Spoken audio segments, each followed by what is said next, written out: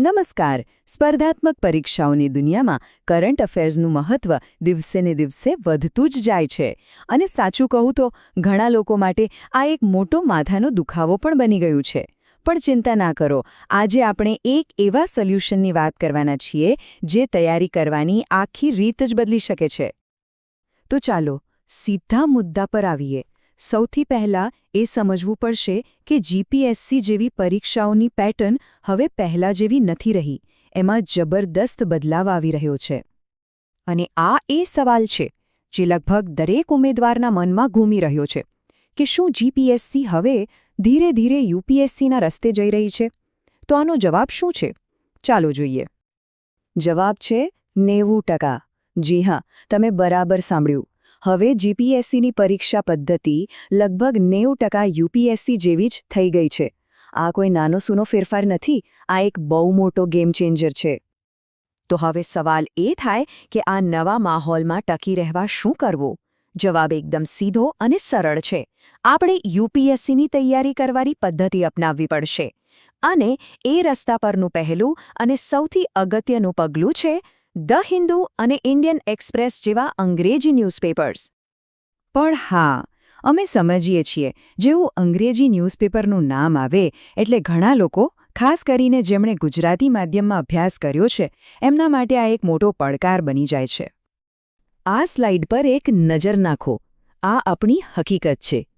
એક તરફ આપણી આદત છે ગુજરાતી છાપા અને મહિનાના મેગેઝિન વાંચવાની, અને બીજી તરફ છે પરીક્ષાની માંગ, જે હવે ધ હિન્દુ અને ઇન્ડિયન એક્સપ્રેસમાંથી સીધા અને ઊંડાણપૂર્વકના સવાલો પૂછી રહી છે. તફાવત સ્પષ્ટ દેખાય છે ને, ખરું ને? અને આ એકદમ સાચી અને વાસ્તવિક વાત છે. ઘણા લોકો મનમાં આવું જ વિચારતા હોય છે કે અરે ભાઈ, અહીંયા ગુજરાતી છાપું રોજ વાંચવાનો સમય નથી મળતો અથવા આદત નથી, તો પછી આ અંગ્રેજી છાપું વાંચવાનું શરૂ ક્યાંથી કરવું? આ એક મોટો પહાડ ચડવા જેવું જ લાગે છે.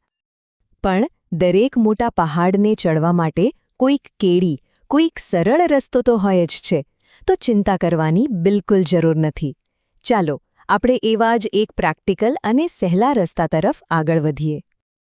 જરા વિચારો કેવું સારું રહે જો કોઈ દરરોજ સવારે ધી હિન્દુ અને ઇન્ડિયન એક્સપ્રેસમાંથી સૌથી અગત્યના પરીક્ષા માટે કામના હોય એવા ટોપિક્સનું લિસ્ટ જ આપી દે.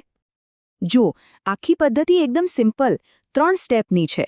પહેલું, તમને જે લિસ્ટ મળ્યું છે એમાંથી ખાલી ટોપિકનું નામ જાણી લો. બીજું, હવે એ જ ટોપિકને તમારી પોતાની ભાષા એટલે કે ગુજરાતીમાં ઊંડાણથી સમજો. અને ત્રીજું, બસ આ રીતે ભાષાનો અવરોધ દૂર થઈ જશે અને તૈયારી પણ મજબૂત બનશે. હવે બીજું પગલું ભરવું કઈ રીતે? એ તો સાવ સહેલું છે. એ ટોપિકને ગૂગલ પર સર્ચ કરી શકાય, ગુજરાતી ન્યૂઝપેપરમાં એના વિશે શું આવ્યું છે એ જોઈ શકાય, અથવા તો ઇન્ટરનેટ પર થોડું રિસર્ચ કરીને આરામથી આપણી પોતાની ભાષામાં એ વિશેની પૂરેપૂરી સમજ મેળવી શકાય છે. પણ મિત્રો, આ તો ફક્ત શરૂઆત છે. આપણો પ્લાન આનાથી પણ ઘણો મોટો છે. ચાલો હવે વાત કરીએ કે ભવિષ્યમાં આપણે શું કરવા માંગીએ છીએ અને એમાં સૌનો સાથ કેવી રીતે જરૂરી બનશે. અમારો લાંબા ગાળાનો ધ્યેય એકદમ સ્પષ્ટ છે. જો સૌનો પૂરતો સાથ સહકાર અને પ્રોત્સાહન મળશે તો અમારો પ્રયત્ન એ રહેશે કે આ બધા જ મહત્વના સમાચારોનું વિશ્લેષણ આપણે સીધું જ ગુજરાતી ભાષામાં ઉપલબ્ધ કરાવીએ.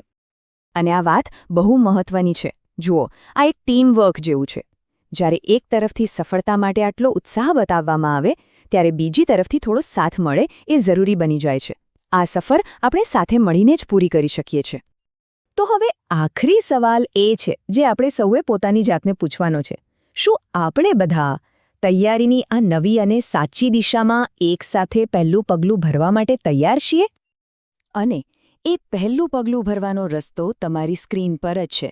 આ ચેનલને સબસ્ક્રાઇબ કરીને આ પ્રયાસને બળ આપી શકાય છે અને સાથે સાથે પોતાની તૈયારીને પણ એક નવી ઊંચાઈ પર લઈ જઈ શકાય છે.